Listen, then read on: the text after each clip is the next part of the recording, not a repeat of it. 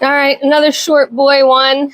The boys they've had their breakfast, they're relaxing, they're chilling. I can't even get a good picture of Phineas because he's in the shadows. There we go.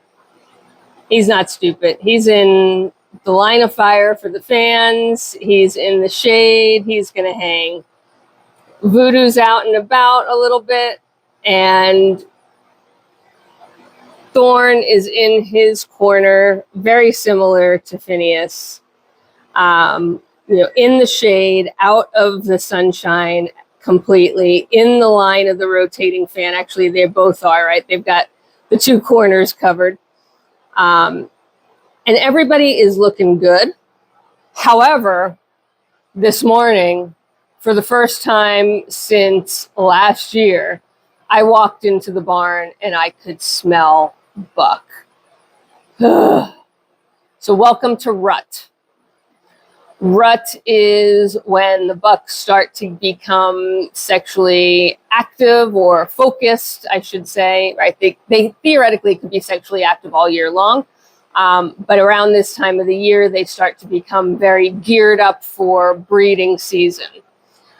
It's way too early. We won't start exposing goats until September. Right now, it's not even mid-August. As of this recording, it's August 7th.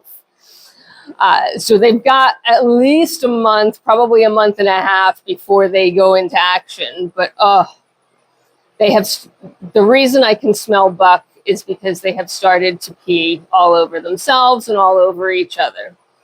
And that is how a goat gets sexy. Okay, that is how a male goat becomes sexy for the females. They pee on themselves. They drink pee. They pee on their faces. It is awful.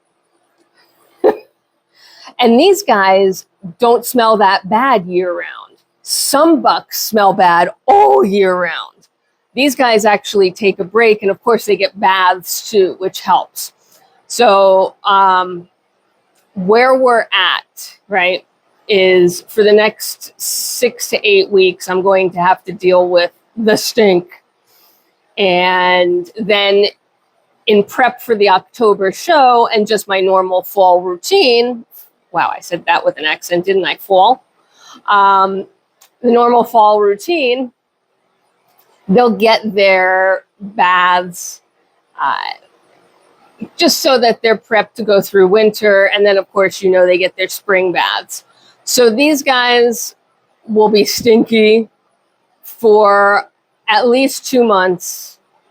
They'll get a bath. The bath will not eliminate all the stink. And frankly, they will go through the process of trying to reinstate the stink. Even though at that point, my hope is everybody will have been exposed. All the does will be early on pregnancy. Of course, we will have no idea at that point. But the hope is that they have had their date and the date was successful. Voodoo's about the only one that right now I haven't seen him do true Bucky behavior. You've seen in some other videos, he started to mount and, play, I'll call it play act with Phineas, but he's not necessarily full on buck. He will be. Absolutely. Trust me, he will be. So hopefully he will get his act together and become a little bit more bucky by the end of August into September so that we can put him into service. But this is the reason that I tell any person who's talking to me about goats that you do not need intact bucks unless you are planning a full breeding program. Maintaining intact bucks, dealing with the smell of bucks.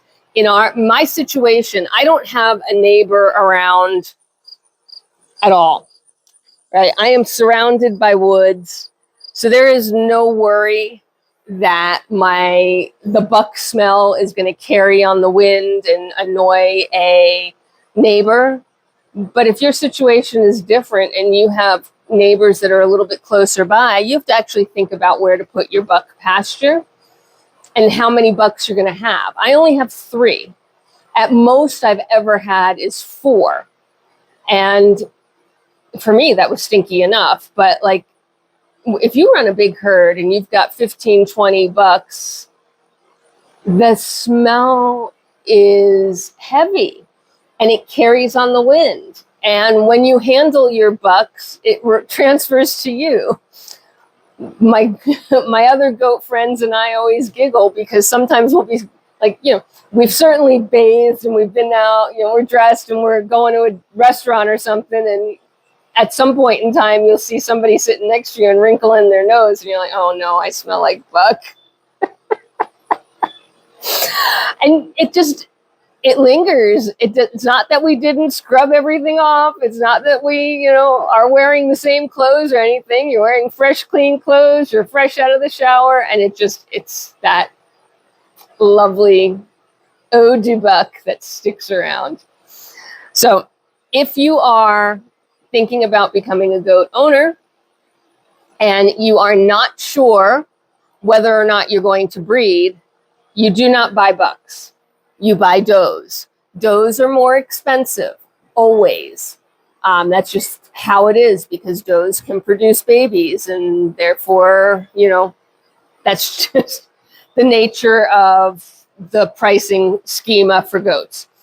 But you buy does. If you are not sure whether breeding is in your future or not, you buy does.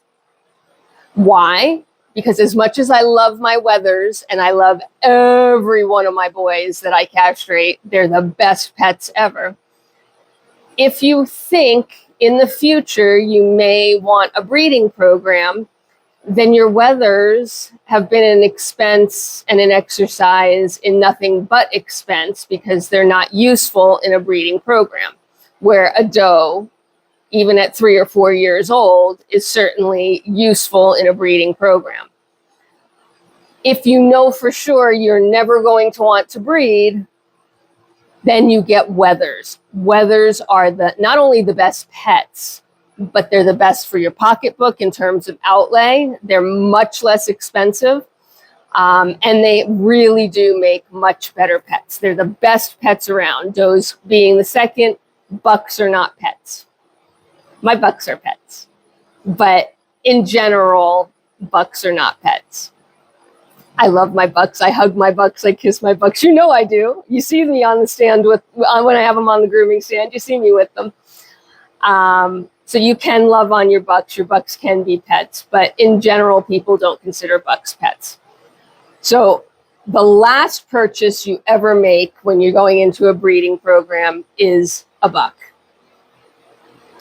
Your does, if you purchase them as babies, need to be, at minimum 18 months, preferably closer to 2 years before you start thinking about breeding them.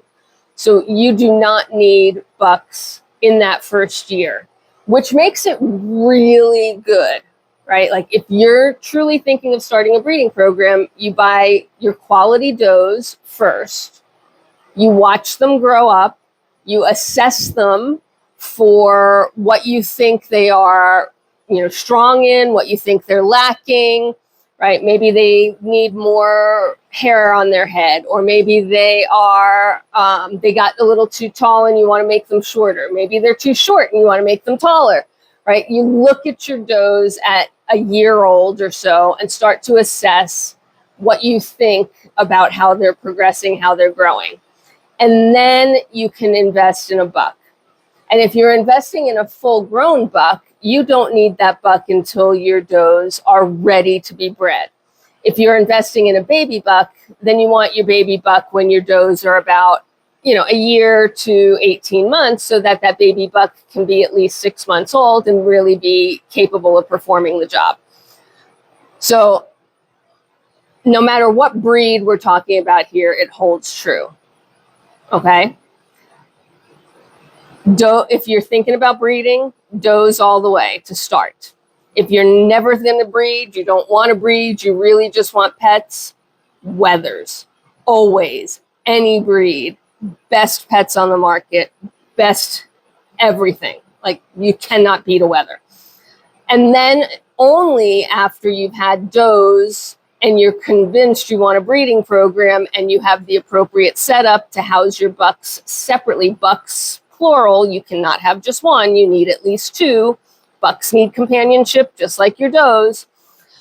So as long as you have the setup ready and you have, you know, a place to keep them separate from the girls, and they're not necessarily able to touch each other through fence lines, because then you can get fence line breeding. So all of that, then you get your bucks. Okay?